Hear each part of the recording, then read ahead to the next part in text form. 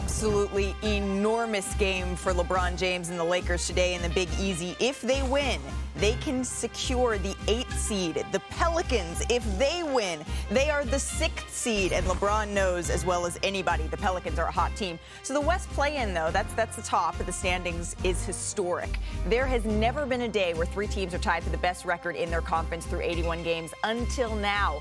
OKC, Minnesota, Denver, all duking it out for the 1 seed. None of them control their own destiny. And further down the standings, the Pelicans and Suns battling to avoid the play-in. New Orleans wins, 6th is locked up. But on the other side of that battle right here on ESPN, the Lakers, they could wrap up the 8th seed with a victory or drop down to 10 with a loss and a Kings and Warriors win. So for the day, Michael Wilbon, yes. Devin Booker, he's a fan of a new team.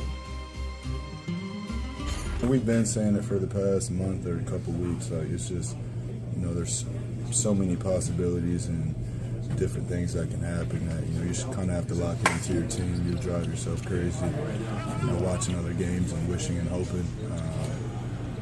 So either way, you're going to have to match up with somebody, and we have to be ready to do that. So go Lakers.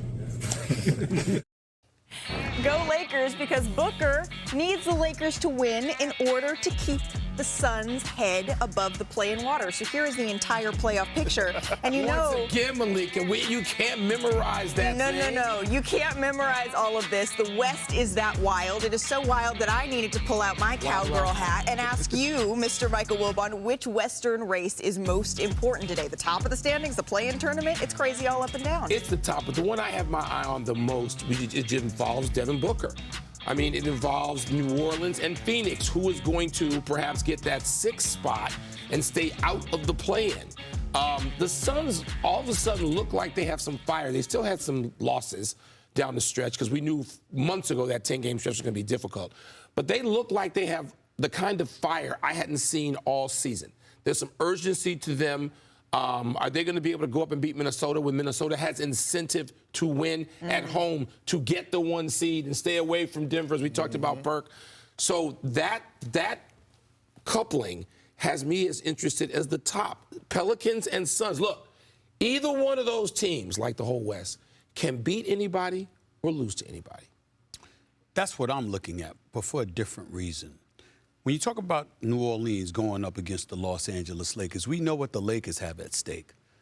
What did you just say about New Orleans? What have I said about New Orleans in terms of if Zion had gotten it together, and he's improved his scoring every single month over the last 4 months. Yep. Zion is in shape. He's to be applauded for how great he has looked since he got called out for eating too many damn burgers. But here's the bottom line. Because that is no longer an issue, and he has been playing lights out, and New Orleans has the kind of potential it has, you've got an opportunity to avoid the play-in and get into the playoffs if you beat the Los Angeles Lakers today. And there's some trepidation with that. On one hand, you don't want to be a part of the play-in. You want to get to the playoffs, okay? On the other hand, what if Denver drops to the 3 seed? If you New Orleans, do you really want to go up against them as a 6th seed, going up the first-round berth against the reigning defending NBA champions with one of the greatest players we've ever seen in Nikola Jokic? I don't know if you want that. So it's interesting and compelling in that regard as well, and that's why I'm looking at that more so than anything else. Phoenix is another matter simply because we're just starting to talk about Phoenix, and that's a damn shame because it's KD, it's Devin Booker, and Bradley Beal,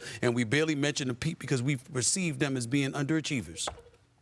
All these possibilities, everything shuffled, is making me dizzy.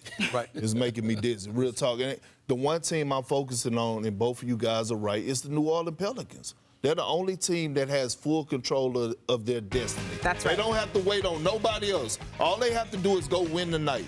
Go into this afternoon, get into the postseason, and let the chips fall where they may.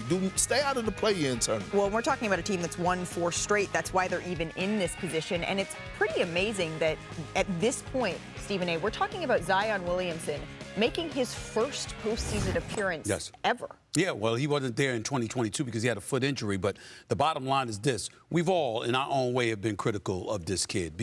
But let's understand why we were so critical of him. Because we knew what potential he had. Yes. And we knew we weren't seeing it. And we knew it was one reason and one reason only. He wasn't in shape. Well, now he looks in shape. And as Kendrick pointed out, look at how dominant he's been. They've got leadership in C.J. McCollum. They've got size. They've got athleticism. They've got youth. They've got greyhounds. And Willie Green is not a bad coach, evidently. Right. So I'm looking at all of those different different things. And you can't look at the New Orleans Pelicans and say they can't beat anybody. They can beat anybody if they bring their game. Right. I think another reason, all of us, we were sitting next to each other at the in-season tournament earlier this season, talking about Zion Williamson. They got embarrassed. Right. As being the biggest game of his career. Listen, you got an opportunity to make amends for that. Exactly. Redeem They yourself. can be redeemed, Don't let LeBron and them come into your house, Anthony Davis and them come into your house and smack you around like they did in Vegas. Don't let that happen.